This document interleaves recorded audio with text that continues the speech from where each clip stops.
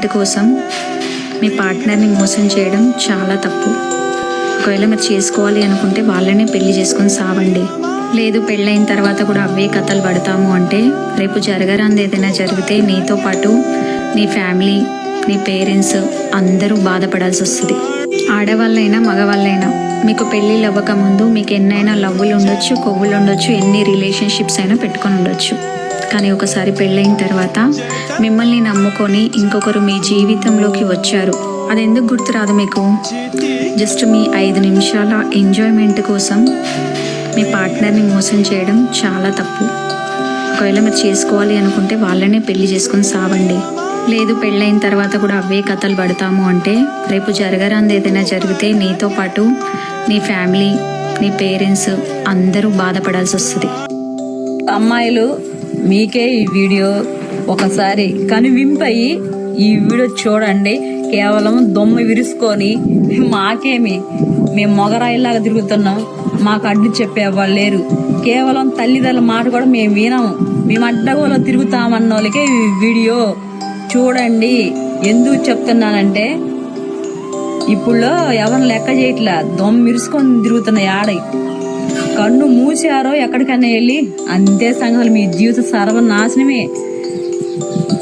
అలాంటి అవకాశం ఎవరికి ఇవ్వద్దు. మీరు మళ్ళీ కూడా చెప్తున్నా, కనివింపవ్వండి ఆడపిల్లలారా, మీకే చెప్తున్నా. తల్లిదండ్రులు ఏం చెప్తున్నారా, అన్నదమ్ములు ఏం చెప్తున్నారా, ఇక్కడ సమాజంలో ఏం జరుగుతుందా అని గ్రహించుకొని నడవండి. అదే చెప్తున్నా. మాకేమో మా బాయ్ ఫ్రెండ్ ఉండు, మాకు ఎంజాయ్ చేద్దామని పోయారో సర్వనాశనం అయిపోతారు. మీకే చెప్తున్నా. మాట్లాడి వాళ్ళు మనకు ఒక మంచి స్టాంప్ వేసి మరి ఇది వేరు అని ఒక మంచి ట్యాగ్ తగిలిస్తారనమాట. అయినా మనకు తెలియదు కదా, ఏదో ఒక రోజు నీలాంటోడో నాలాంటోడో పరిస్థితులను బట్టి మన కళ్ళతో చూసే వాళ్ళ గురించి నిజాలు తెలుసుకున్నామనుకో, ఆవేశపడేసి నేను అడిగేస్తా కడిగేస్తా అనుకున్నావా? అబ్బో, అసలు అలాంటి పనులు మాత్రం చేయకండి. అలా అడుగుతున్నావు అని తెలిసిన రోజున నీకు విపరీతమైన కోపం తెప్పించేసి నువ్వే చెడ్డదానిలా చెడ్డవాళ్ళకు పోర్ట్రేట్ చేసేసి ఇది నువ్వు అని ఇంకొంచెం ఈ ప్రపంచానికి చాటి చెప్పేస్తారండి. ఇది తప్పని తెలిసినా కూడా మీరు ప్రశ్నించొద్దు. నా అనుభవపూర్వకంగా చెప్తున్నా, ప్రశ్నించొద్దు. ప్రశ్నించావా నువ్వే చెడ్డదాని అయిపోతావు, నువ్వే చెడ్డవాడివి అయిపోతావు. చూస్తూ కామ్గా ఉండు, ప్రశాంతంగా ఉండు, నవ్వుతూ ఉండు. నువ్వు సంతోషంగా ఉన్నా, ప్రశాంతంగా ఉన్నా, నలుగురితో కలిసిపోతున్నా ఆ మనిషి తట్టుకోలేడు కదా, ఆ మనిషి తట్టుకోలేదు కదా. ఆ రోజు వాడు, ఆమె కావచ్చు అతను కావచ్చు, మనశ్శాంతిని కోల్పోతాడు. నువ్వు ఆవేశపడి నిజా నిర్భయంగా నేను మాట్లాడేసేస్తా, అడిగేస్తా, చించేస్తా, ఆరేస్తా అన్నావు అనుకో, చివరికి నిన్ను పాతాలని తొక్కి పాతేస్తారు. ఇప్పుడున్న పరిస్థితులు అలాగే ఉన్నాయి. అయితే గట్టిగా మాట్లాడాలి, ఎదిరించి నిలబడాలి. ఈ రెండూ చేతగాని పరిస్థితిలో నిస్సహాయ స్థితిలో ఉంటే మాత్రం చూస్తూ కాలానికే వదిలే. కానీ దాని గురించి ఆలోచిస్తూ మాత్రం ఈ క్షణాన్ని మాత్రం కోల్పోకు. నువ్వు సంతోషంగా ఉండు, నిర్భయంగా నిజాయితీగా సంతోషంగా ఉండు. వాళ్ళే ఎక్కకపోతారు. సరేనా? ఇది ఒక్కడికి గుర్తుపెట్టుకోవచ్చా? ఈ రోజుల్లో తప్పు చేసేది ఒకరు, శిక్ష అనుభవించేది మరొకరు. తప్పు చేసిన వారు సంతోషంగా తిరుగుతుంటే ఏ తప్పు చేయని వారు మాత్రం బాధతో కుమిలిపోతున్నారు. భూమి మీద ఏ తప్పు చేయకుండా నీతిగా నిజాయితీగా దేవుడే సర్వస్వం బతుకుతున్న మంచి మంచోళ్ళకే నూకలుండట్లా. అలాంటిది 10 మంది పొట్టగొట్టి వాళ్ళ నోటికాడ కూళ్ళు లాక్కొని తింటున్న నీకు తినడానికి కూడా ఒక మితం ఉంటుంది. ఆ మితాన్ని దాటి నువ్వు తింటున్నావంటే నీలాంటి వాళ్ళకి దేవుడు మంచి చేస్తాడని నువ్వు అనుకుంటున్నావా? ప్రతి కుక్కకి ఒక రోజు వస్తుంది. అలానే నీకు వచ్చిన రోజు తెలుస్తుంది బాధ అంటే ఇలా ఉంటుందా అని. అయినా నువ్వు ఇవాళ ఏదో 10 రూపాయలు సంపాదిస్తున్నావు చెప్పి పొంగి పొరలిపోతున్నావు. కానీ ఒకప్పుడు వాన పడితే ఇంట్లో నీళ్ళు ఎత్తేసుకున్న రోజులు కూడా ఉన్నాయి. ఒకటి చెప్తా, నేను డబ్బు ఎంత సంపాదించినా, నువ్వు ఎంత ఉన్నత స్థాయిలో ఉన్నా, ఒకప్పుడు నువ్వు ఎక్కడి నుంచి వచ్చావు అన్న విషయాన్ని నువ్వు మర్చిపోతే ఆ రోజే నీ పతనం స్టార్ట్ అయినట్టు. ఈ వీడియో ప్రత్యేకంగా నీకోసమే చేస్తున్నాను. నాకు తెలుసు నువ్వు ఈ వీడియో చూస్తావని.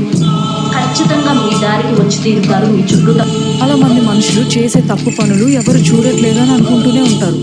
కానీ కానీ ఆ పిల్లికి తెలియని విషయం ఏంటి అంటే అది పాలు తాగే బిజీలో ఉంది, చుట్టూ అందరు జనం దాన్ని చూస్తున్నారనే విషయం ఆ పిల్లికి తెలీదు.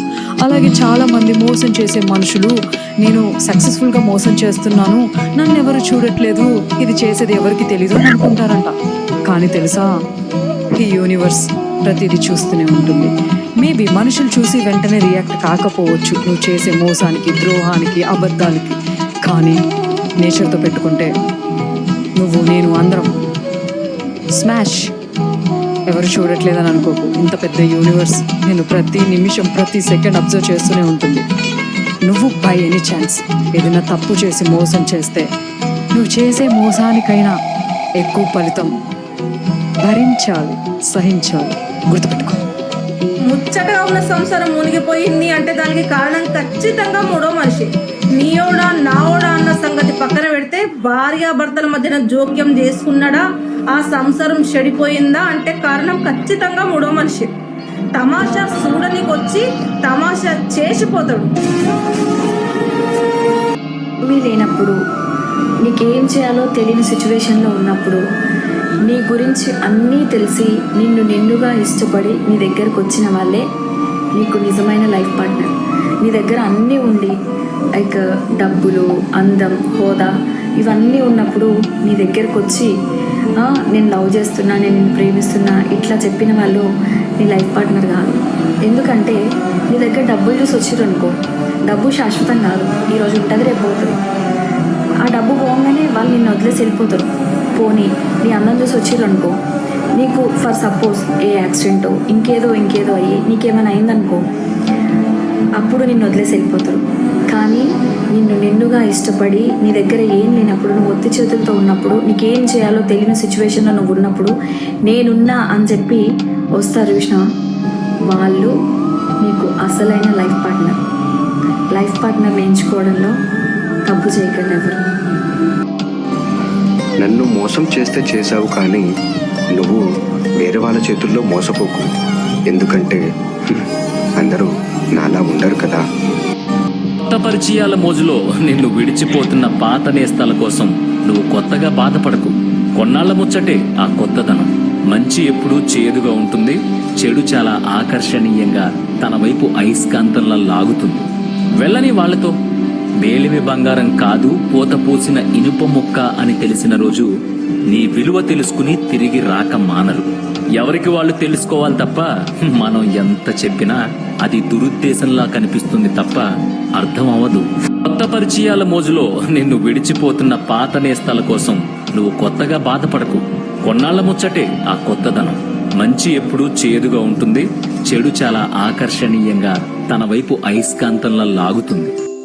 పరమ దోషమైనటువంటిది అక్రమ సంబంధాలు పెట్టుకున్నటువంటి వారు మీ చుట్టూ ఎవరైనా ఉండి, వారు మీకు తెలిసిన వాళ్ళు కానీ తెలియని వాళ్ళు కానీ మీ చుట్టూ ఉన్నటువంటి వాళ్ళు వాళ్ళ చేతులతో కనీసం నీళ్లు కూడా తాగద్దండి, వాళ్ళు ఇచ్చేటటువంటి భోజనాన్ని స్వీకరించద్దండి, వాళ్ళు మీ కష్ట సమయాల్లో సహాయం చేసినటువంటి సహాయాన్ని పొందకండి. అది పరమ దోషము, పరమ నేరమమ్మ.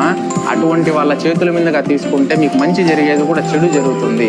అటువంటి వాళ్ళతో అసలు సంబంధాలే ఏర్పరచుకోకండి. కలియుగంలో భార్యాభర్తల బంధమేనైనా శాశ్వతము. పెళ్లిళ్ళు చేసుకొని అక్రమ సంబంధాల దారిలో పట్టేసేసి కామానికి, క్రోధానికి, మోహానికి, మదానికి, ప్రచారానికి గురి అయిపోయేసేసి గత జన్మంలో ఎన్నో పుణ్యం చేస్తే గానీ మాంగళ్య బంధం అనేది ఏర్పడుతున్నాయన. అటువంటి మాంగళ్య బంధాన్ని ఈ జీవితంలో వచ్చినటువంటి స్త్రీ పురుషుల్ని గౌరవించి కష్టమైన, నష్టమైన, సుఖమైన, దుఃఖమైన, కామమైన ఏదైనా వారితో పంచుకోవాలి తప్పించి వారిని కాదని పరులతో మీరు ఈ విధంగా అక్రమ సంబంధాలను పెట్టుకొని మీ జీవితాన్ని దారిద్ర్యం గురవుతూ ఉన్నారు. పరమ దోషమైనటువంటి నాయన. ఆ విధంగా చేస్తే గనక 7 తరాలు ఇబ్బందులు పడతారు. తెలిసి కానీ తెలియక కానీ ఎప్పుడూ కూడా దోషపూరితమైనటువంటి అక్రమ సంబంధాలకి గురి కాకండి.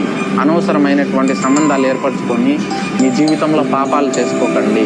అటువంటి పాపాలకి అనేకమైన శిక్షలు ఉంటాయి, వాటికి ప్రాయశ్చాత్తం కూడా ఉండదు. మీరు ఒకవేళ చెడుదారిలో పోతూ ఉంటే ఇకనైనా మారి మీ యొక్క భార్యాభర్తల బాంధవ్యంలో మీరు సంతోషంగా జీవించండి.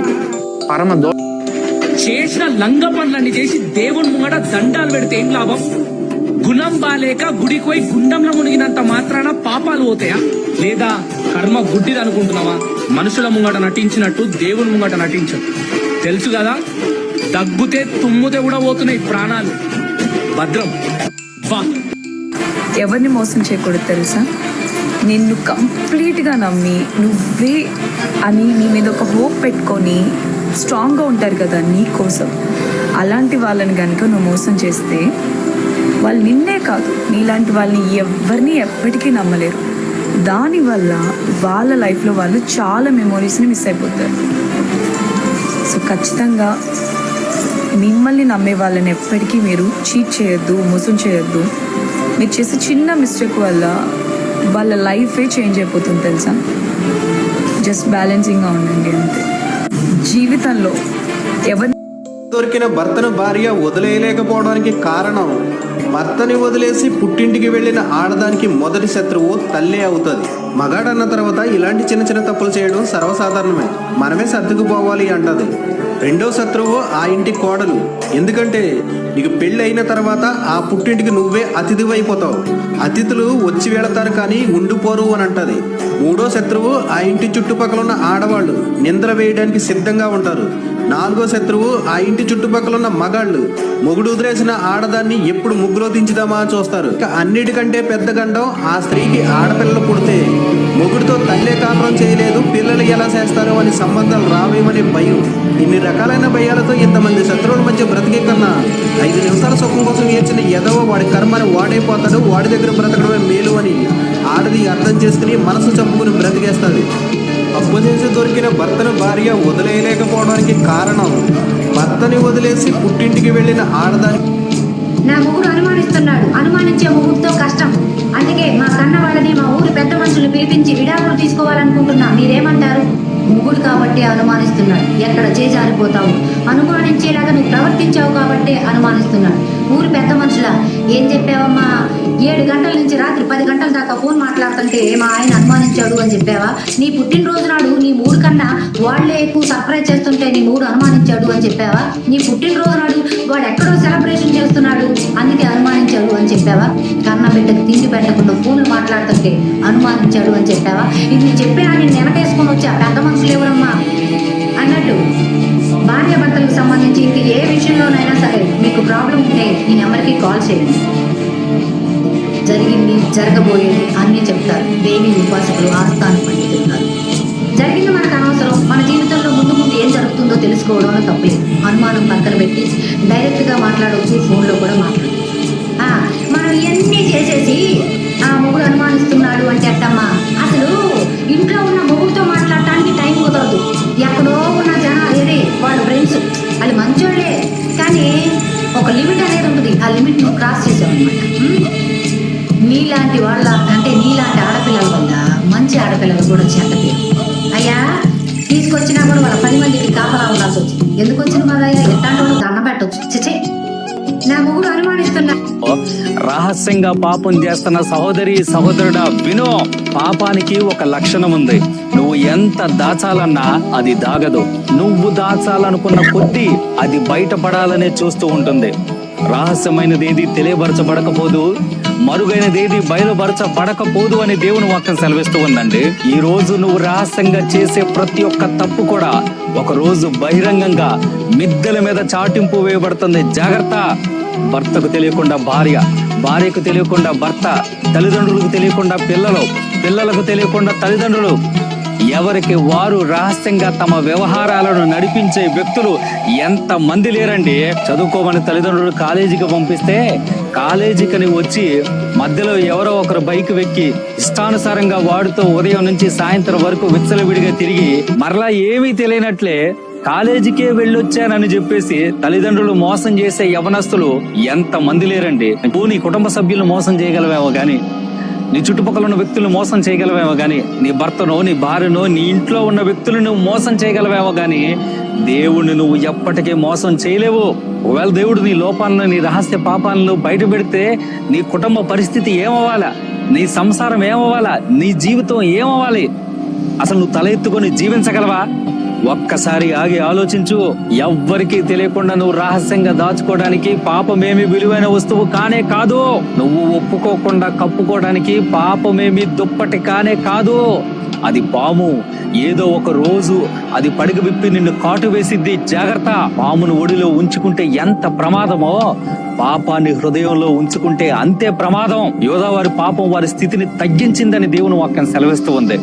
ఈ రోజు పాపం చేసే ప్రతి ఒక్కడి పాపం వాడి స్థితిని తగ్గించింది.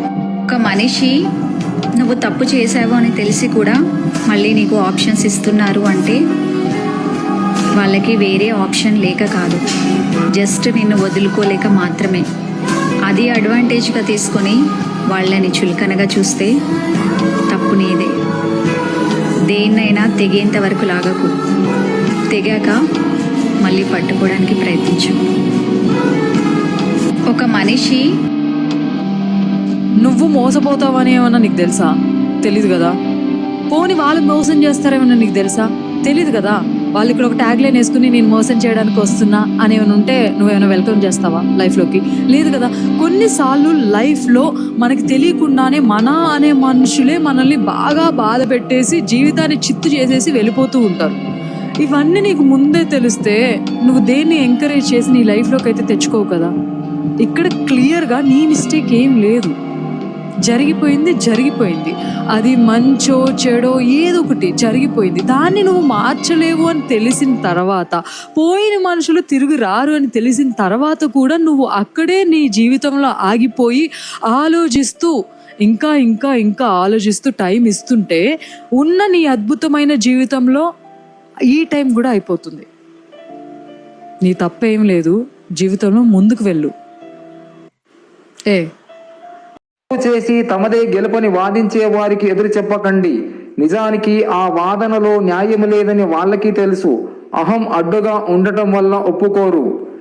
ఎవరి కన్నీళ్లతోనూ దాహం తీర్చుకోకు. కర్మ ఫలితమే తిరిగొచ్చి నీ కడుపున మంట పెట్టక మానదు. ఏదో ఒక రోజు దేవుడు ఉన్నాడు, జాగ్రత్త. తిన్నావా? తిన్నా. నువ్వు? నేను తిన్నా. ఇంకా ఎవరితో మాట్లాడుతున్నావే? అది మా ఫ్రెండ్తో. అయినా నువ్వేంటి పనికి వెళ్తా అన్నావుగా, పనికి వెళ్ళలేదా? మళ్ళీ తిరిగి వచ్చావేంటి? ఏం లేదే, కొంచెం ఒంట్లో బాగాలేదు, జ్వరంగా ఉంది, అందుకనే వచ్చేసా. అమ్మా. ఏంటి జ్వరం వచ్చిందా? అలా చెప్పడానికి కొంచెమైనా సిగ్గుండాలి. ఈ రోజు జ్వరం వచ్చిందని పడుకుంటే రేపు అప్పులు ఎవడు కడతాడు? ఇవన్నీ ఎవడు చూసుకుంటాడు? అలా మాట్లాడకే. ఈ ఒక్కరోజేగా నేను ఇంట్లో ఉంటా అన్నది, అది నాకు చేత కావట్లేదనే. కావాలని ఇంట్లో పని మానేసి ఉండట్లేదు గానే.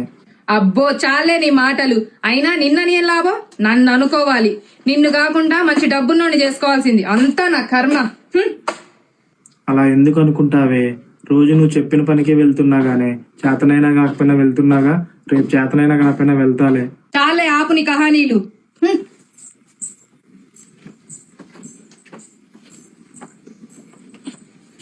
హలో. ఏంటి మాట్లాడుతూ ఫోన్ కట్ చేసావు? ఏం లేదు, మా ఆయన పనికి వెళ్లకుండా ఇంటికి వచ్చాడు. అబ్బా, ఇప్పుడు వద్దామని డ్యూటీకి సెలవు పెట్టా, మళ్ళీ రేపు కుదరదు. సరే, ఆయన పంపించాక ఫోన్ చేస్తా, ఓకేనా? సరే మరి, త్వరగా ఫోన్ చేయి, వెయిట్ చేస్తూ ఉంటా. అలాగే. సరే మరి, లోనే ఉన్నాడు, వింటే గోల్ చేస్తాడు. ఉంటా, బాయ్. ఏంటి ఇంకా కూర్చునే ఉన్నావు? వెళ్ళవేంటి పనికి? అది కాదు కవి. ఆపు. నువ్వు పనికి వెళ్తావా లేదా నన్ను ఇంటి నుంచి బయటికి వెళ్ళమంటావా? సరే వెళ్తా గానీ కొంచెం తినేసి వెళ్తా, ఆకలిగా ఉంది. ఏం వద్దులే గానీ ఇగో డబ్బులు, వెళ్ళి బయట తినిపో. 10 రూపాయల? 10 రూపాయలకి ఏమవుతాయి? నువ్వు సంపాదిస్తున్నావులే లక్షలు, అందుకని 100, 50 ఇస్తారు నీకు. మరి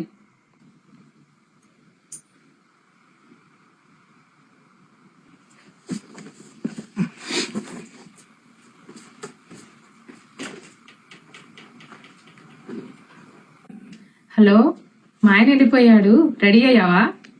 ఎప్పుడో అయ్యా, బయలుదేరుతున్నా కూడా. అవునా?